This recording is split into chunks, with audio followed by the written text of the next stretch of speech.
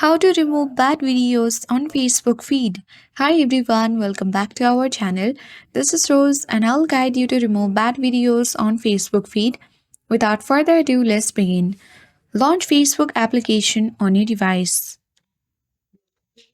Make sure that you sign into your account and grant all the permissions. Navigate to the three-line menu icon at top right and tap on the gear icon at top right to access setting and privacy page. Now scroll down and look for the option of newsfeed or instead select content preferences. Tap on manage default and then tap on sensitive content, and here you simply need to select show less. So you may not see this content at all. If you select default, you are less likely to see this content. So tap on the save once you have done that and then tap on OK button. And with that, you have successfully removed bad videos on Facebook feed.